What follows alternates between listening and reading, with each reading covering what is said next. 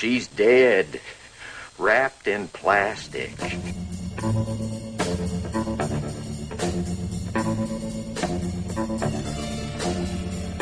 Damn good coffee, and hot.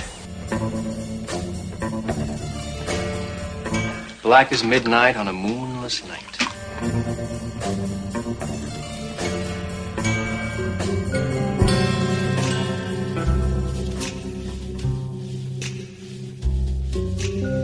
Do your palms ever itch?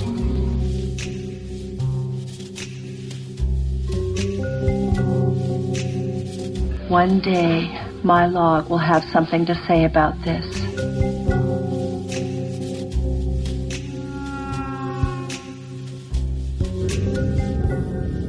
It is happening again. It is happening again. Welcome to this week's episode of the Twin Peaks Log. It's happening again with your host Mark and Becky. Hi, Becky. Hello. Right, so we're in episode 6. So at the end of this one, we're a third of the way through. How about that? Doesn't time fly? Yep. Okay.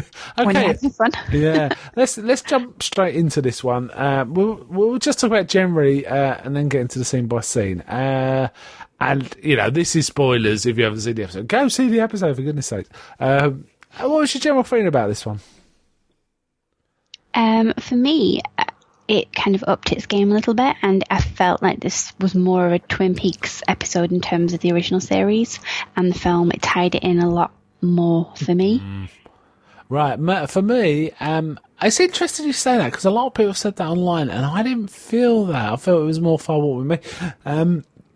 I didn't like this episode so much, and it appears to be a bit of a Marmite episode. Like, some people said, "Oh yeah, it's the best one since 1 and 2," and others have said, "No, it's terrible, or it's boring, or it's just getting silly now." You know, I think some people are getting impatient with like the Goop arc, perhaps. But for me, yeah, I felt there was a bit of Lynch bullshit going on here. For some of it, anyway. Quite a lot of it, actually. So, not a big fan. But you know what? Often when I start dissecting these things scene by scene, I kind of try and tease out the good as well. So, we'll see. So, it's interesting. So, in terms of... Would you put it up there with 1 and 2? Or your favourite so far? Yeah, I'd say so. Yeah. I'm getting more of a feel for the characters as well. Like we said, we haven't really spent that much time with the new characters. Yeah. So, and even, you know, recurring characters, really. So it felt, and, you know, we'll talk about it in more detail, but, you know, Dougie's wife, for example, like Janie E., you know, we really kind of get to see these characters a bit more. Yeah. And in fact, the penny dropped during the week. I was thinking about that weird character who we find out is Richard Horne, who, you know, has been horribly abusive to a young girl in the Bang Bang bar when she asked for a light. The penny dropped that it kind of, his scene with her reminded me a lot of Cage Cooper's scene with that woman. What's her name? Jay and... Begins with a D. Something like Darcy, but no. Nah, the one who I thought was Amanda Seyfried, actually, that one. And I was like, and then the penny dropped. If this guy's a Horn, it could be Audrey Horne's son, and it could be Dark Cooper's son, all right? So that particular penny dropped, which hadn't occurred to me. I don't know if it occurred to you. No, not until you mentioned it on Facebook. But having said that, this guy in his face does remind me of Jerry. And kind of the way he acts, it reminds me of that dark scene with Blackie and Jerry near the beginning of season 2. Or, sorry, that's not true. In the middle of season 2. There was kind of very weird turn for Jerry. So kind of, anyway, we'll get into that one. Right, this one starts with the usual intro. The Rancho Rosa intro, and the sunlight and the mist and Laura Palmer's face, and the Twin Peaks music, all of that. That's still the same. But this cuts straight into the end of the last one, doesn't it? With Dougie still hanging around the statue. And it's having this kind of awkward moment where it looks like he's trying to take his jacket off while still holding a big set of case files, and he doesn't quite understand the mechanics of jackets. And the security guard kind of comes and asks him, who was trying to get him to move along. comes and asks him, have you been drinking? Have you taken anything? And all this. And they figure out kind of where he comes from, right? Yeah. Any thoughts on this? Just an unusual way to start it, like you say, compared to other episodes so far. And I didn't see any significance unless it's going to be later, like you mentioned the statue. And just from researching, I don't think it's kind of any particular person. No, it didn't look like anyone to me. But I was, like I say, I wasn't sure it was like an American history icon. No, not that I can see. Or everything just refers to it as, just a kind of generic statue. So I'm not sure what he was doing as well with his jacket. I thought at first he was trying to take a ring off. Well, yeah, but he was pulling his sleeve, wasn't he? Then I noticed, yeah. So I was thinking at first it was something to do with, the kind of rings and everything, but I don't know. Yeah, but the guard's fairly kindly, and he kind of it's Cooper. I'm going to call this one Dougie Cooper, right? Just because it's a certain sort of type of Cooper, isn't he? No, I'm going to call it Cooper. Let's avoid that. I just know I'm going to lapse into Dougie now and then.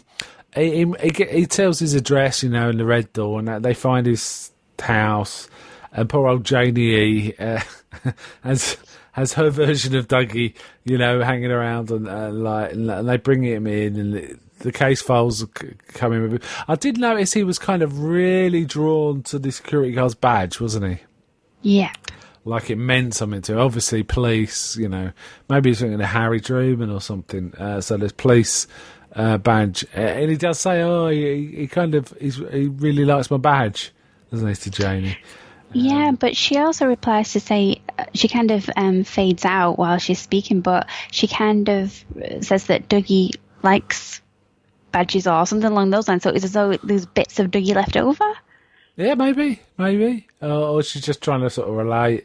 Or even just to make excuse. Yeah. Why is acting so weird?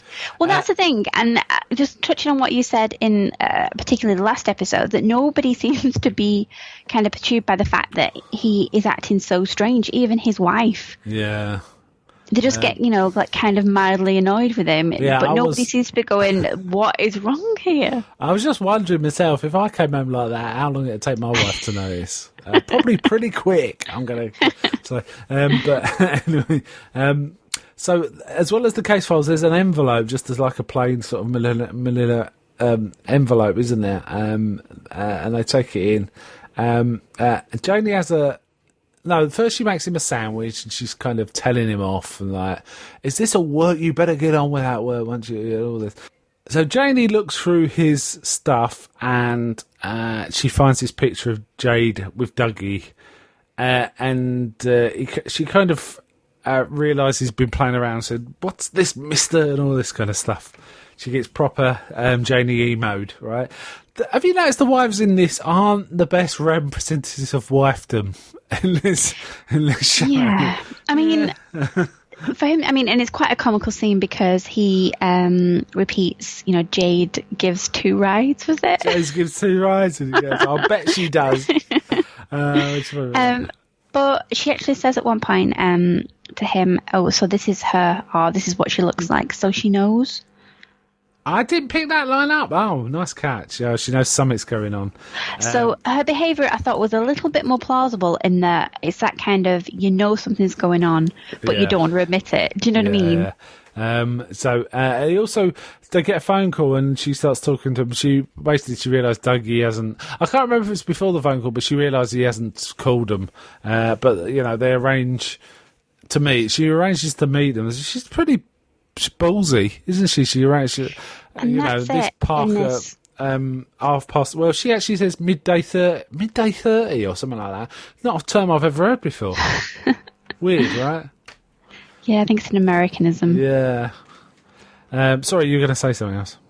No, just to say that, in this episode, we haven't really seen that much of Naomi Watts, which surprised me in terms of, the acting range and, the character itself. It wasn't, not a lot of depth to it. So it's really nice to kind of see her, really kind of take on this role. And as the episode progresses, she's quite a ballser, I think, tough, kind of, character. And it's just nice to see that. Yeah, I have to say I quite like Naomi Watts. And actually, I think some of her best acting work is with David Lynch. actually. Yeah, I agree. Some of her absolutely fine acting she does in Mulholland Drive, isn't it? I can't remember. Mulholland Drive. Amazing acting. So she's quite cross. Sorry, she finds this picture while he's upstairs with Sonny Jim, right? Yeah, Because she shouts him down. he has a nice, quite kind of sweet scene with Sonny Jim, who's really pleased to see him, and the fact his dad's going to sit with him. And I thought the child couldn't speak until this point, because he hasn't uttered a word yet, has he? Nah, but I do find a lot in David Lynch. A lot of times the children do not speak. It doesn't mean they can't. It's just that's what he does with them. Sometimes it's a little odd, or it's very, very, very short lines. But yeah, it's kind of a sweet scene. He's eating his bag of crisps. Dougie's eating his bag of... Sorry, Cooper's eating his bag of crisps. And Sonny Jim turns his light off, but then turns on his night light with a clap. And Cooper's fascinated by this, isn't he? And he claps and turns it off. And Dougie turns it... Sonny Jim turns it on. And they get into this light... And he's kind of fascinated by this light switching on and off. He's still a total fish out of water, isn't he, in this Cooper? Now, I presume this is all about massive, deep trauma of being in the Red Room for these years. I wonder what he's suffered, It just feels like he's forgotten what the world is, really, and himself. Well, that's what I was thinking. I was thinking, does time kind of move differently there? So for him, he's only been away for a second. But the way he's acting would suggest that no, he really has kind of felt all of those years and maybe even more. We don't know how time kind of operates there. Yeah, I'm feeling bad for Cooper. I really am. And I'm not impatient for him to sort of become Cooper anymore. I'm sort of resigned to the fact that this may well take the whole season. I'm starting to feel that that's what the season's about deep down. Yeah, I agree, but I think I am missing Cooper though. Yeah. All we can hope for, really, if he does emerge, is we get season 4, really. No, completely, and that's not to take away from Kyle MacLachlan's kind of representation of essentially 3 different characters, which has been brilliant. I've loved all of that, but it's just Cooper is really the heart of Twin Peaks, and I am missing him. Yeah, I have to say. Kyle MacLachlan is selling this, though, right? We're completely, it's convincing. Yeah. The only odd thing about the performance is the way other people react to him, not the performance itself. No. And that's deliberate, right? Yeah, and I think, in this kind of suit that's too large and the way he shuffles around and very much like a kind of child and people guide him, he really reminds me throughout this episode of Tom Hanks in Big. Yeah, he reminds me a little of Dustin Hoffman in Rain Man as well. Yes. There's a touch of that too. But different. And then, anyway, so Janie kind of finds the picture, calls him down, and Sonny Jim said, "Dad's going to sit with me." He goes, "No, not tonight, mister. I've got to talk to him." She's obviously really cross. Talking about Jade now. I mean, it's completely understandable. She would be cross. In fact, she's very sympathetic. She kisses him on the forehead at the end, feels like... It's almost like she feels like she needs to look after him. Yeah, which again makes me think she knows that this has happened before, or something. You know what I mean? Because you would be, I think you'd be a little more kind of annoyed than she is. Yeah. Then we get a bit of something that made me really happy. Bit of pure old original Twin Peaks. A change in traffic light. Hanging traffic light. Interestingly, it was buzzing. You could hear it buzzing away, which you sometimes could in the original series, but often it was just like it blowing in the wind. So yep. So we got a bit of direct old season 1 and 2. Then we see the one-armed man walking around the Red Room, kind of disorientated, which we've seen in previous episodes, haven't we? Where last time we saw it, he was kind of talking to Cooper, right? Yes. Saying one of you has to die and all this kind of thing. Anyway, he's wandering around, and then Cooper sees him again, in a vision, looking at a fireplace. The one-armed man says, "Wake up." Just tells him to wake up. Did you think something was going to happen at that point? Because I did. Yes, yeah. I was expecting something. I thought it was going to be, whoa, I'm back. But no. And then he says, don't die. Which is interesting considering he was saying one of you is going to have to die. So don't die. And then Dougie's got all these case files, isn't he? I mean, the one-armed man's kind of face out. Dougie's got all these case files. And he opens them up and he just starts doodling on them, doesn't he? With pencil. But it's because we see little kind of balls of light. I didn't see that. Did you not see them? No. Wherever he doodles, there's like a ball of light. Sometimes there's more than one on a page, and he kind of links between things. So I thought I didn't see that at all. And I watched this twice. You need your eyes tested. Whoa. I'm blown. So I was thinking, whatever he's doing, it looks like, childish scribbles and he's going to lose his job or whatever, but he's not. He's making links. And then I thought back to him calling the other person a liar. And I thought, is he kind of demonstrating some kind of fraud here in the paperwork? Yeah, I mean, that's kind of what comes through, but that explains it a bit better. I thought he was just randomly scribbling. And they looked a bit to me like the Owl Cave doodles. Yes. Doodles, sort of petroglyphs, designs on the walls. They looked a bit like that. So I thought it was going to harken back to that. No, I didn't see that. Oh, man, I'm going to have to go watch it again. Which, again, comes back to all the jackpot stuff, right? He's been given visions that sort of guide him, kind of. Yes. So he's being guided by something, right? Which is a whole other thing. We'll have to... I have no idea what that might be, so we just got to see, right? Then we cut to Albert in I think it's a cab. He's in the rain. And he's talking to, or it might be just a car. He's talking to Cole, right? And like he hates the, he goes, oh yeah, this is great, and all this. Cole's going, I have every confidence in you, Albert, and all this.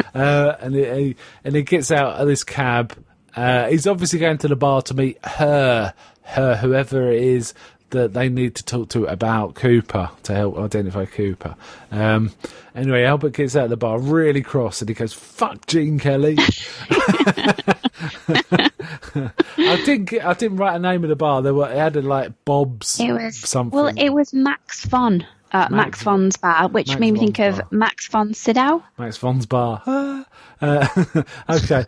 I thought it was Vine, but anyway, it goes in and he approaches a woman who's got a white bob. Did you? I know it's the haircut, right? Not bob, not that kind of bob. Can you imagine? Yeah, imagine if it was bob. And he goes up to her, and it's Laura Dern, isn't it? It's Laura Dern. Yes. Looking quite stunning, actually. As Diane, that white bob, very fetching, very elegant. She looked, and it's Diane. So he's gone to collect Cooper's old secretary, Diane. And this did make me think of what's it called, Married with Children, where you don't see the neighbour. Every episode you never see the neighbour. Oh no, Home Improvement. Oh, Home Improvement. Yeah. Oh, there's lots of comedy characters where you don't see a certain. A person. I remember there used to be an old one called Rhoda, right? She had a doorman, Colton the doorman, and he talked. She buzzed him, so we heard his voice, but he never actually appeared. He was always covered or something. So there's a long tradition of this. But we finally get to see Diane. But that's it for Diane in this episode, isn't it? It is, but I mean, her hair is it looks like it's a wig. Oh yeah, it does. It doesn't look like a hairdo, it looks like a wig, and it really made me think of Mulholland Drive and Naomi Watts' character in that as Diane, and the kind of bob that she wears in that. I was thinking, is there a link between the two, maybe? I know that there's been some theories about that. Maybe she's bald. Who knows?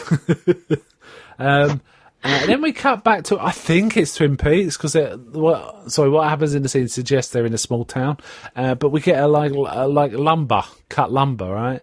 Which, if it's Twin Peaks, suggests the old lumber mill's back in business. Yes. And we meet the right. Josie is now part.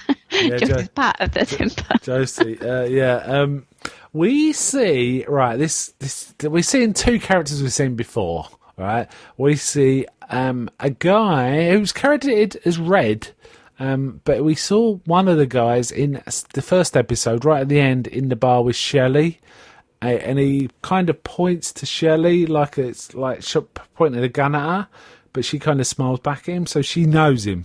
We see him talking to Richard Horne, right? But he's obviously got the upper hand. There's guys standing around with like machine guns and cars, and Richard Horne's all there on his own. He's given something to sniff, and he says, "Wow, that's good stuff," and it's really affected him. And it looks like it's a drug deal to me. That's how it came across, right? Because they're talking about doing business and all this. It looked as though he was kind of taking on Bobby's role, like the kind of small time drug dealer that's kind of getting it out to all the kids in the local kind of town. And Hank was some combo of... Sorry, Hank. Red was some combo of Hank and Jean Reno, maybe. Yes, yeah, definitely. It's a really odd scene, this. It went on a bit too long for my liking. This feels like a bit bullshitty to me. Basically, it's kind of threatening him, sort of suggesting, are you up to it, and all this. And meanwhile, he's doing kung fu moves at first, right? He's doing all this kung fu stuff. He also says something like, yeah, you could... They're talking about like working for a small town out in near Canada and stuff like that. And he says you can pick it up at Mary Ann's, right? So Mary Ann is someone. Or it's a place called Mary Ann's, whatever it is. And then he kind of threatens him, but I thought it was interesting that he pointed his fingers, two hands at him like the fingers were a gun, which he kind of did with Shelley, in a flirty way, but or a friendly way. But he was doing it at him like, you're dead if you mess with me. In fact, doesn't he say, if you mess with me, I'm going to open your head with a chainsaw and eat your brains, or something like that? Something gangstery, right? And then he starts doing magic tricks with a dime. I think it's a dime, and like making it disappear, and it comes out of Richard Horne's mouth, and then it disappears again. It's back in his hand. He says, "This is me, and this is you." Different faces of the dime. He says, "Heads I win, tails you lose." Yeah, what do you think of this scene? Well, I mean, the kind of magic aspect reminded me of the Tremons. It also reminded me of Jacoby, right? Yes, and your phrasing at the beginning of this episode was quite apt, I think, when you said about the penny dropping. Yeah. In fact, this happens more than once, right? So this seems a good 5 minutes, and it's just, yeah. It's kind of like because Richard Horne was so menacing in the first scene that we see him in. Yeah. It was interesting to see him now made out as kind of a punk kid. Yeah, he was a punk, right? Because you're quite right, he looked like really quite terrifying in that first scene, but in this he just looks like, he's just another loser trying to look tough, right? And it's interesting that he was kind of strung out, and he was kind of very Bobby-ish, like saying, I should have... It was like, who's he calling a kid, all this, which is like how Bobby acted when Leo terrified him, and as soon as Leo's not around, he goes, I'm going to show Leo. It was all, do you know what I mean? It was that kind of vibe, wasn't it? I mean, this guy's a bit more horrible than Bobby. Bobby had some charm to him, but this guy's just a rat bag, it would appear. And now we've talked about what he does next. Oh my God. So he's driving his truck. He's still quite strung out, right? He seemed drugged up to me. Yeah, and whatever that is, because it's mentioned in another episode, isn't it, that it's kind of blow your doors off. Yeah. I mean, it's really had some sort of effect on him. Was it called Sparkle, is it? I don't know. Didn't catch that. But he's really angry about the exchange. He's like punching the ceiling, ranting on, driving a truck pretty fast, right? And then we get to see a character from Fire Walk With Me. Carl Rodd, Harry Dean Stanton, at the Fat Trout trailer park, right? Indeed. What's your thoughts on this? Can we talk about Secret History at this point? Can we mention this? 'Cause it I isn't... think we can mention stuff about. Well, I'll tell you what. Let's be non-specific, but I don't. Well, let's. All right. We're going to spoil stuff from Secret History in this one a bit in terms of the character of Carl Rod. So I'd say 3 or 4 minutes of that. But however, we are going to talk about Secret History real soon on this podcast, aren't we? So I think that's fair. Go on then. Well, he, as well as Major Briggs and the Log Lady, was part of, the 3 of them as kids were they lost. They were lost in the woods and kind of disappeared for a while and all came back with those strange markings. Yeah, it wasn't Major Briggs, it was another boy. Oh, I thought it was Major Briggs. No, Major Briggs was abducted when he was much older, but then came back with the same markings.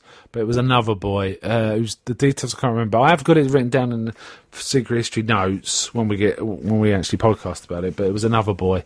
But yes, but basically he's got this connection with Margaret, the Log Lady, that they've both been abducted, and they've got certainly in the Far Walk With Me had a slightly he's been places kind of quality, didn't he? Yes. In this, it's much more conventional, I think. Certainly, at the beginning, the opening scene with him, just getting a taxi into town. He goes into town frequently, it appears, and one of the guys from the Fat Trout trailer park tags along because he has to go to the post office for something. And they just have a fairly mundane conversation, right, about smoking. Yes, and the other bloke, his girlfriend, wife, he asks... Carl asks after her, and her name's Linda. And oh yes, that name came up, didn't it? Wasn't there a Beware Richard and Linda? Was it? It wasn't. Right, I'll tell you what. I'm going to look at my notes on this because I did write the notes. I can't remember. I want the specific words, but carry on. And if maybe this is Linda, and obviously we have Richard Horn. I'm thinking. Yeah, possibly. The problem is, right, with these Mark Frost and David Lynch, is they keep reusing names. So it's like, what the hell? There's about 5 Bobbies, and it's all this. I don't think he said Beware Richard and Linda. I think he says Richard and Linda. He just says, remember 430, Richard and Linda, 2 birds with 1 stone. That's what the giant said to Cooper at the beginning of episode 1. I need to go back and double check that, though, I think. I don't remember the word beware myself. It's probably me filling it in. Well, maybe not. You could be right. I don't remember it. Got memory like so, yeah, it's a fairly mundane conversation. They're talking about sort of smoking, right? And like Carl's laughing, says, I've spoken cigarettes for 70 years or something like that. It's like laughing about stuff. And he's smoking there and then as well, isn't he? Then we cut to the double R, and there's a large lady talking to the very, very, very giggly Heidi. Who I didn't recognise except for her laugh. It's exactly the same laugh, and she laughs and laughs. She's very happy, right? Yeah. Yeah, it was nice to see her. The lady she's talking to is a very nice lady. She's called Miriam. She appears to be a school teacher because she's saying, the kids are so cute this year and all this. And she's popped in for 2 pieces of pie, and she wants to take 2 coffees. So there's kind of a sweet scene with Shelley and Heidi and this lady Miriam. And Shelley obviously likes her a lot too. When she goes, she shouldn't leave a tip like that. She can't afford it. And they're saying, she just loves her pie. And they said, next time she comes in, let's treat her. It's very nice, right? Very small town. Circean, kind of, in a good way. Again, we cuts to Richard Horn ranting about, don't call me a kid, and he steps on he gets faster and faster and faster, doesn't he? Then we see Carl Rod just sitting in the park, watching the world go by, looking up at the sky, just enjoying life, really. And then we see a mother and a kid sort of playing an odd little game of like catch, where the kid runs forward, then stands, and the mum runs up and catches him. It was all a bit ominous. Kind of like tag, yeah. But I mean, even when, Carl was looking up at the trees and, everything in that kind of Lynchian visual way, everything just seemed really ominous. Yeah.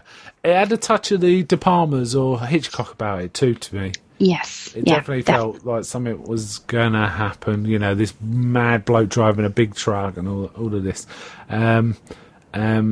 So Richard then sees a traffic hold up in the road and he says, "This is bullshit. I'm not waiting here on all this." And he just pulls out on the other side of the road and carries on going. We see the mother and the kid, and the kid runs out. And I thought he was going to miss him. I really did. I really wasn't. Basically, he runs over the kid, doesn't he? And doesn't stop. Just keeps going. And we see everything. We see it. It's pretty rough, this. I was a bit angry about this, I have to say, because it felt like... I don't know. It felt a bit too... Exploitative? That's not the word I mean. Too manipulative. For the audience, we only saw this kid once before this happened, and it felt just a bit extreme and unnecessary. I mean, what was the point of it, do you think? I mean, the shock value. I mean, I literally shouted out at the screen. I wasn't expecting, like you say, I thought it would miss the kid, and even if it did hit the kid, I wasn't expecting to see it. It's not gory, but it's one of the most gruesome things I've seen on television, I'd say. It's grim. I was shocked, and I felt a bit depressed by it, actually. I don't know what was there. I guess it served two things, really. I think one of the problems was it was like, because we didn't have any character build up, or know these people or understand what's going on. It felt like all the people standing around looking shocked and hot mortified, which is genuine, right? I don't disagree with that. It just felt like they were kind of telling us how to feel, and I really didn't feel like I needed to be told how to feel in that scene. Oh, see, I didn't get that. I mean, it's definitely kind of, a sucker punch, I think, from Lynch, and maybe it's a commentary on, like I said before, about the box and the camera in the first couple of episodes on television and film, and the way we kind of experience this art form. Yeah. And it gets you, it packs a punch, So it was horrifying, really. I mean, it really was much more horrified by this than the couple having their heads disintegrated by a weird alien thing. Yeah, because it's real, I think. Yes. Good point. This isn't like gangsters shooting each other and stuff, is it? No. It's like real people doing stuff doing stuff that should be perfectly safe to do. And there was also this reaction from the guy who gestured for them to cross the road in front of him, like smiling. He's nice to see a young family. And then seeing this kid sort of crushed in front of him, and he just puts his hands, that felt a bit manipulative to me. I kind of understand it, but I thought, oh my goodness, I don't need to be laid on for this, really. So it annoyed me a bit and depressed me, but it was a shock. I think I'm over-egging this a little, but... I don't know, I mean, it definitely made the episode stand out for me. And like I say, the ability to manipulate you, that, it's kind of Lynch saying, yes, I can still get you, despite the fact that we're so desensitized, and, like, especially with horror and genre, how we play on conventions and it's so formulaic, we know what's coming and such. It was just, for me, it seemed to be a kind of nod towards all of that. We do see Carl come up and see what's happened, right? And we see the mother crying and holding the kid who's obviously dead. Cole comes and sort of looks mortified too, but he sees like a yellow fiery spirit rise up into the sky from the kid, right? Like his soul leaving, presumably. And I thought this was the other reason potentially for this scene, is that Carl seems to be the only person that can see it, which links back to his experience as a child, and he was marked physically because of that experience. So obviously he has a special relationship with, I'm guessing, the spirits of the lodge, because we know that some of them potentially resided in the trailer park, and he seemed to be scared of a few characters, didn't he? One woman in particular. It is, yeah. So it was as though that kind of psychic link, whatever you want to call it. I mean, and he goes over to the woman, and like you say, everybody else is just watching, and like the viewers would kind of helpless and watching. He goes over and puts his hand on her, and he looks at her in a way to try and that seems to convey that I don't know, maybe it's just me, but that there's something more, and don't worry, he's gone on to a better place, so he's okay, kind of thing. Yeah, he's trying to comfort her in some way. He doesn't know her, but trying to offer some comfort, which is a very human thing to do, Yeah, there was something going on there that I think was more than the scene. I feel like if we get to the end of this and it turns out that scene wasn't there for anything, I'll be a bit annoyed about it, actually. It was a sucker punch. One thing we also see is something that ties back to Firewalk with Me. We see a telephone pole with a number 6 on it, which was in either Win Firewalk with Me or it was cut and in the missing sections of Firewalk with Me. That had significance. And bizarrely, I thought that telephone pole was near the fat truck trailer park. Yeah, so did I. I did. So maybe it's a different telephone pole, but it's got the number 6 on, and they both had the number 6 on. We also hear the lines buzzing. We have that buzzing noise suggested something ominous, right? Yeah. And then we cut to another scene which relates back to episode 1. In episode 1, there was a scene where, like, a businessman in an office at night called in an underling and gave him some money. And the underling said something like, "How do you deal with people like these?" And he goes, "Pray you never have to." Is that guy? We don't know what he was up to. It appeared he was giving someone money to do something, give her the money, and it seemed to be from that episode. It was the payment for Jay and that girl whose name we can't remember. Daria. That's it, I think. Yeah. To kill Dark Cooper, but maybe it isn't, right? It wasn't clear. It was him anyway. He's using his computer. It's daylight. He's using his computer, but suddenly a red square appears right in the middle of the computer monitor, doesn't it? And then fades off. And it means something to him. He opens the safe, pulls out a large envelope with a weird little black spot on it, and then just goes about his work. But he keeps his eyes keep going back to the envelope. So that envelope, again, means something. Back at Rancho Rosa, where Dougie's car's been blown up, we see the recovery team, pulling the car, getting the car. It turns out that the front of the car and the number plate are on the roof across the road. I think it's the roof with the drugged up woman and the kid in the house. But they go, "Oh, I've got the plate," and one's reading out the plate to the other guy. And then we see the kid, but we certainly see the woman again saying 119, 119. Odd. And when you think about it, though, with your the way you picked up on Dark Cage Cooper saying, was it very the wrong way around, backwards? You said Irev. Well, she's saying 911 backwards. Yeah, it could be that. It could be this is like some sort of weird. I don't think she's a spirit, but she might have some sort of understanding of, being plugged into it in some way, right? So, yeah, it could be 911. Indeed. That's about all that makes sense, really, actually, thinking about it. Very odd one, that. I still wonder if she's some sort of version of Mrs. Tremont and the kid, Yeah, maybe the drugs help with the kind of psychic connection, or, Yeah. Yeah, maybe she's taking that stuff that Mike used to take or something. Yeah. Who knows? Then we see a very short bald man. He's I don't know what the term will be. He's not a dwarf, but he's very, he's 4 foot or less. I'm not sure. There's a number of different growth disorders, isn't there? But this he's bald. He's sitting in a hotel room. It looks like he's throwing dice and then writing down the results of the dice over and over. Right? And then the envelope with the black spot comes under the door. And it gets out 2 pictures. One's of Dougie, right? Did you recognise the other one? I didn't. I thought at first it was Tamara Preston. So did I. I thought it was Tamara Preston at first, but then I realised it wasn't.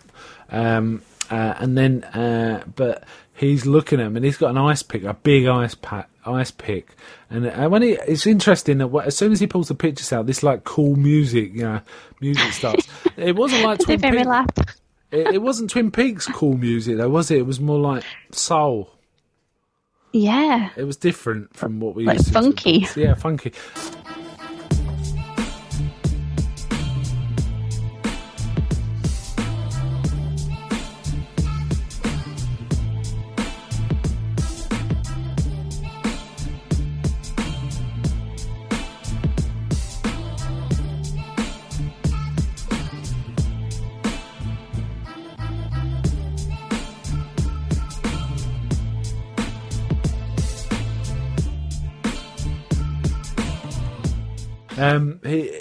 He gets out this ice pick and he puts it to the forehead of the woman, and then he sticks it in Dougie's forehead. And it's interesting, as soon as the ice pick hits Dougie's forehead, the music just stops dead, right? Yeah. So there's something going on there too. It looks like he's going to kill him. That's what it looks like to me. What do you reckon? Well, yeah, it looks like he's a hitman. If the envelope that we just saw on I don't know if we get a name for him, but the man in New York City at the desk, yeah, he had that on his desk. And like you say, it seems, when it's not confirmed, but it seems as though he paid for the hit initially with Cooper and the two. That's what it looks like. But now we're getting pictures of Dougie. So is Dougie... Was Dougie the original hit? And, those guys were following Dougie and going to bomb him, right? So was it Dougie all along? It looks as though, Cooper is the kind of at the centre of all of this, isn't he? Well, the only thing that... we got no indication that anyone knows about Dougie other than the reference he was manufactured. Right? But it could be Dougie himself and the crap he's got into. Nothing to do with Cooper or the lodges, and because of the other woman. It looks as though this guy is literally, he takes people out. That's his job. However, the men that were following Dougie found a woman who then appeared to be phoning Jeffries on the series, right? So this is all coming back to Jeffries as far as I'm concerned. And Jeffries is like the mastermind of... I might be completely wrong and reading lots of it, but I'm starting to feel like, in terms of coherence, it's Jeffries is responsible for manufacturing Dougie. He knows about Dark Cooper. He probably may know about Cooper in the lodge. We don't know, because he knows about the... Jeffries encountered the lodge, didn't he, himself? Yeah. So maybe it's Dark Jeffries, right? Ooh, that'd be interesting. Yeah, who knows? Anyway, so Dougie turns up at the office the next morning. This time he's wearing his black suit, right? The Cooper suit we know and love, right? I said Dougie, I meant Cooper. He's got his case files, and he gets called into the boss's office, and the boss takes the case notes off him, and Cooper's just sitting there looking at the poster on the wall of the boxer, and then he starts to realise that his old boss was that young man in the poster, right? And it kind of finds it enthralling, might be a bit strong, but it engages him, doesn't it? Yes. And I got a feeling that's him thinking about himself aging. Possibly. I don't know, I kind of got that vibe. Because he's looked at himself in the mirror closely in the previous episode, didn't he? Yeah. And that we were wondering if it was because he remembered Bob, or... has he realised how much he's changed, or is there a trace memory of what he used to look like? Interesting. Yeah, I think you're right in what you said, especially with the way he got so upset looking at Sonny Jim, that it's a kind of case of what he's missed out on, and those human emotions, and like you say, aging and all that, which is quite touching, really, isn't it? Yeah, there is this hint of melancholy about Cooper in this. At first he doesn't understand stuff, but when understanding comes, it seems to be pathos and melancholy, right? And maybe somewhat empathy, and he seems to feel emotions in a very pure or raw form. Yeah, it's childish almost, right? Yeah. I bet there's lots of people that have sort of analysing this, and at the end of all this, it'll be like considered an allegory of a recovery or mental incapacity, sort of degeneration, Alzheimer's or something like that, perhaps, or I don't know. It's got an allegorical feel to it. This to me. Yeah. Anyway, so he's sitting there, and the boss starts looking for all this stuff and all these scribbles, and first he gets kind of a bit huffy, doesn't he? And he's kind of a bit cross about it all. Dougie's just looking at the poster and drinking his coffee with both hands. I like how he drinks his coffee, both hands, right? Just like a toddler. Like a toddler, like a kid. Yeah, so one point is this could be an allegory of growing up.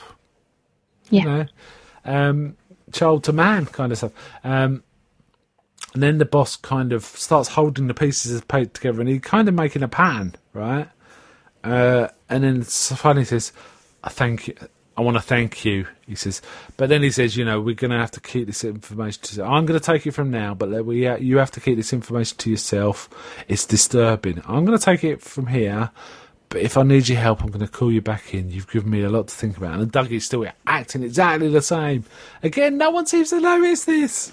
So, in fact, he tries to shake his hand for what he's done, and Cooper just looks at his hand, holds out his own, and it looks like he's going to shake him, but then he turns around to mimic him. So he's holding it the same way. He's looking back and sort of checking. It's kind of funny. Then we come to, I think might be my favourite scene in this one.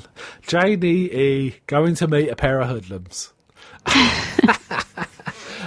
And she's sitting there on a park bench, or in a park, and these two are you what is it? Are you Jones? Is that what I say? Something like that. And she gives them a right old roasting, doesn't she? Yeah. She tells them off. Proper fishwife stuff, this is. How dare you treat... We're poor. We're not rich. We're the 99%. You can't do this. Because she says, how did he get into this? And they said, well, he borrowed 20 grand to get in a bet and he lost 2 weeks ago. And now with interest, it's up to 50. She goes, 50? I think they say 50,200 or something like that. She says, 50. She goes, no. And she basically refuses to pay on that. She goes, I'm going to give you 25%, better than any bank will give you, and gives them 25 grand, right? And just says, you take that, and I don't want to hear another word about it. And just walks off and storms off, gets in the car. I really like this. It was really good. Yeah, and like I say, it's a bit of characterization, and the female characters in this so far have been a bit flat for me. Yeah.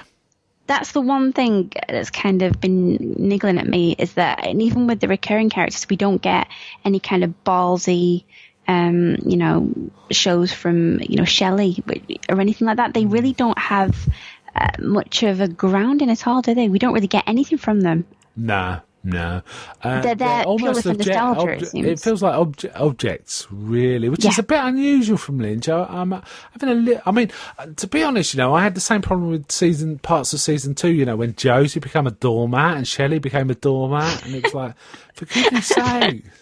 And then a doorknob. Yeah. It was weird. It was weird. And Catherine was a right witch, but Catherine always was. Anyway, so that's fine. And as she drives off, they kind of look at each other and go, tough dame. Yeah. One goes, yeah, tough. Yeah. They don't argue with her. They don't say, no, we've got to take all the money back. It's like, but okay. they also seem like the kind of lowest, stupidest kind of forms of criminals, don't they? They're not what I expected. No. In terms of loan sharks. Considering they're sending after major hitmen and stuff like that, they're not. It seems like they're not trying to get the money; they just want to kill him. But then suddenly, it rocks up. Yeah, there's your money. Yeah. I liked it though. Now, I'm interested in this other. I'm going to just use the word midget. All right, is that all right? Do you think?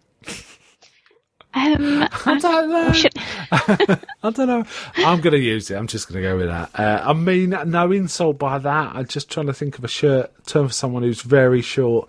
So I don't mean anything insulting by that. And if it comes across that way, I'm sorry. But basically, we have a bald midget hitman still on his trail, though, right? Yep. Are you trying not to laugh? And he is terrifying. He is a frightening dude. We basically, I mean, he comes up in the next scene. We see a woman in an office on the phone. I think it's just office gossip. I can't remember what she was saying now. But we hear the music, the funky music. It's like, shit's going down here. And then he just comes marching down the corridor. And I think in the first scene, we weren't quite aware how short he was. It wasn't entirely clear, but it becomes very clear. He's about 4 foot tall or something. Yeah. Really short. And he's got his ice pick, and he basically icy picks her to death in a really brutal way. I should laugh, but it's just, oh my God, what's going on? I did laugh at this scene. It was, I mean, it's gory, isn't it? It's yeah, it reminded me of the beginning of Wild at Heart, where Nicolas Cage bashes the guy's head in. It was that kind of level of, whoa.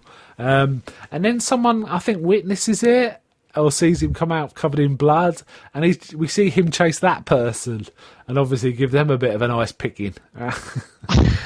And then when he comes out, he's kind of walking along, blood all over him, all over his head and everything. And then he looks at his ice pick, and it's completely bent. I mean, a properly bent 90 degrees and stuff like that.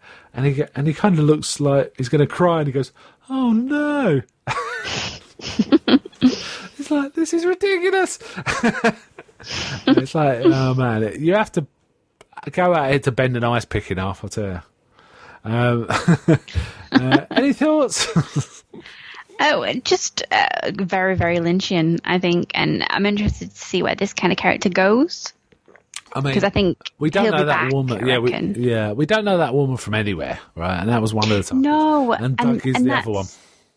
Well, that's it, and I'm thinking, if this is all going to link up, like you say, in terms of the hits, then how does this woman relate to? Yeah. I was trying to think, was she from the original series, or? But I didn't recognise her. I didn't recognise her. I just got a horrible feeling. Episode 18, right? We'll finally get a confrontation between Dark Cooper and Cooper. And it'll look like there's going to be a massive fight between them, and suddenly a door open and this guy will run up and just stab Dark Cooper to death or something, and that'll be it. Then we get, again, there's a lot of coins and chant. This episode's got an infusion of chants, both in flipped coins and dice rolls, it appears, doesn't it? It's got that a kind of motif, because we see Hulk just washing his hands. He's in a public toilet, I think in the station, I think. It's never that clear, is it? But he's in a public toilet of some sort. He's washing his hands, and he drops a dime, and it rolls into one of the booths. But he follows it, and when he picks it up, it's Indian head up, right? It's an Indian head. And he starts looking around, and the penny didn't drop. Forgive the pun at first, but that's something to do with his Indian heritage. Yeah. Right? Somewhat. So anyway, he starts looking around. Then he notices. We should have known that it would be that kind of obvious as well. Yeah. Just like with all of the Windermere stuff, the clues. Yeah. I'm still waiting for Windermere to turn up, by the way. And then he notices there's a rivet missing from part of the door. There's also, actually before that, when he looks at the bottom of the door, because he's crouching down for the dime, and it's got a metal plate of the manufacturer on the back of the door, and it says Nez Pierce Manufacturing. Now, it's never clear from the TV show, but in his Secret History, there's a lot of talk about the tribe known as by the locals as the Nez Pierce, as the original occupiers of that land, right? Yeah. So that's, again, Indian heritage. Anyway, his eyes kind of move around the door, and he notices there's a rivet missing, and he wonders if there's something behind it, and it basically starts pulling this door apart, doesn't he? And he thinks there's something down there. I think he even goes and gets a crowbar. And opens it up, and he finds all these written notes that look like they've been there a long time to me. Yeah. Interesting. I was wondering, is this parts of the secret diary? Me too, yeah. Stuff like that. They look handwritten notes, right? That's what they look like, but we didn't actually see any of the content. Then it cuts to Truman in his control room talking about, stuff to the guys, and his enraged wife comes in and starts shouting at him about her dad's car's not working. He's saying, "Is the handbrake off?" She said, "Are you calling my dad a liar?" She's really going at it. Yep. Again, not a great portrayal, but it's kind of explained, isn't it, in this room? The sheriff kind of takes it to his office. Chad kind of says, "No one's gonna know. She'd never talk to me like that." And there's an older lady who's the controller there says, "She never used to be like that. You know their son committed suicide, right?" Which is kind of sad. Yeah. It might tie into stuff, I don't know. And Chad mocks it, doesn't he? He does a boo-hoo thing. He says he couldn't take being a soldier. Which is kind of mean. You know what? I think Chad was the guy in the bar who took the money from Richard Horne. I'm not sure of that, but he looks like that guy. He does, yeah. So I've got a feeling, we got dodgy coppers again, which we had in season one, didn't we? Certainly the Mountie, who looked like Flashheart. We had some of that, and also the dodgy sheriff, deputy in the sheriff who had a fight with Chet Desmond, or who basically was disagreeable to Chet Desmond. What's it? Oh, what's the town where Teresa Banks died? Something Lakes? No, not Paul Lakes. Was it Paul Lakes? It was a different town, though, wasn't it? Deer Meadow. Deer Meadow. Yeah, Deer Meadow. He was a dodgy one that Bobby shot, right? So we got these dodgy deputies running through this Twin Peaks. It's a trope, Twin Peaks. So I think he may have been a dodgy one, a dodgy customer too. But I could be wrong. I need to look that up, really. And then we go back to the Bang Bang Bar, and it's a finishing song, right? Kind of a nice song. Not much to say about that, really. So that's it. Interesting episode. Yeah. But I had some problems with it, I have to say. I felt it was getting too glacial again. It was almost like I felt like I was getting back to, I had the issues with episode 1, first part of episode 1. It was like, this feels like bullshit now. This feels like we're just being strung along. And I really didn't dig it anywhere near as much as I did, episode 3 and 4. And 1 and 2, in fact. This is taking a dip for me, and I'm hoping it's going to pick up soon. Not that I'm going to stop watching, that's not going to happen. But I felt there was some weaknesses in this. That even the high. What was the high point for you? What was the best bit? I think it would have to be Janie E's scene, but I must admit, it was ballsy of Lynch and Frost to put that, the scene with the child in. Yeah, it was. For me, I think it's Janie E's scene, but also the Diane reveal. I thought was like, whoa, that's like, wow. So I was kind of taken with that. But again, we might not see Diane talk for 3 episodes, right? The way things are going on. We got a number of hangers I'm waiting at, Dark Cooper, Matthew Lillard's character, Bob Hastings, and various others, right? It's just what Tamara Preston's fingerprint issue.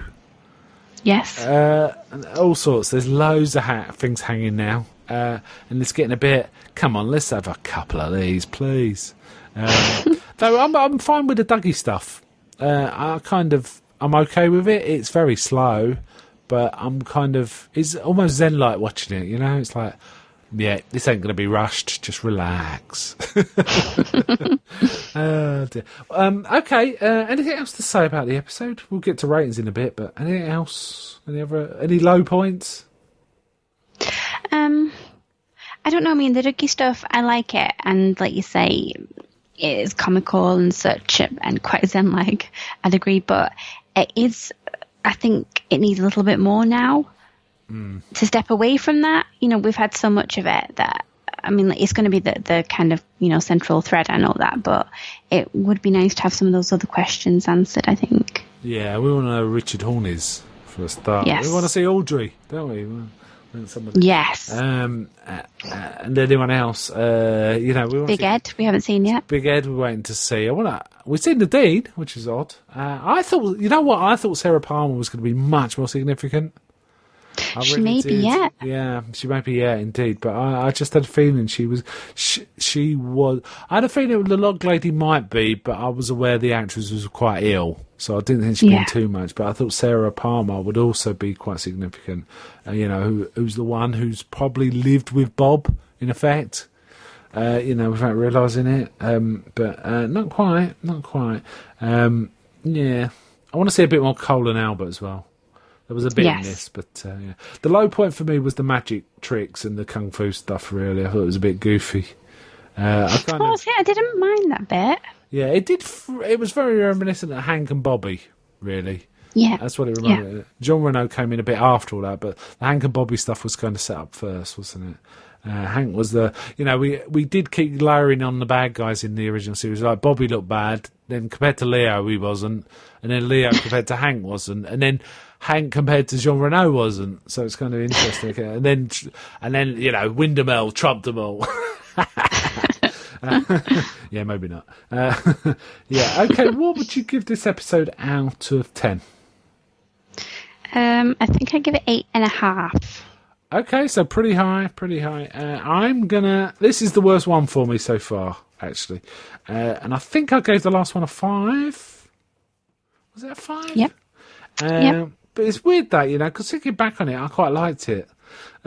So I don't know what your score's going to change completely. So I'm gonna, to try and say, let's say it's a relative score, right? So I'm trying to compare, episode to episode. So I've given some 7. I'll give 1 8, I think, out on 7s. I'm gonna say for this 3. And that's not to say I think it's very below average. I still enjoyed it somewhat. It's just I'm getting a little. Yeah, this feels like Lynch pulling our chain kind of stuff, was my feeling on it. But we'll see, right? We'll see. Yeah. Okay, then, let's wind it up there. So next week is episode 7. Ooh. So we may be getting another guest on for that one, which means the episode will come out a bit later than we planned. We usually do, but we'll see how it goes. There's nothing firm about that. But anyway, next time we talk, it'll be episode 7. So bye from me. Bye from me. And until next time on the Twin Peaks log.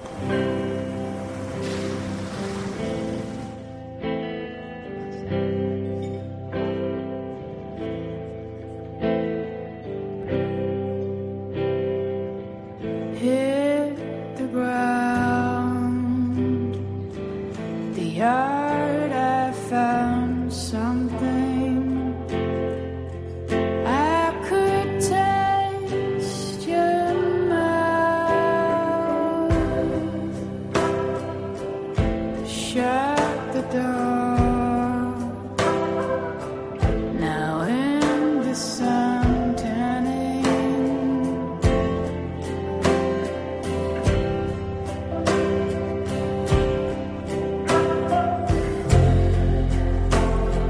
You were so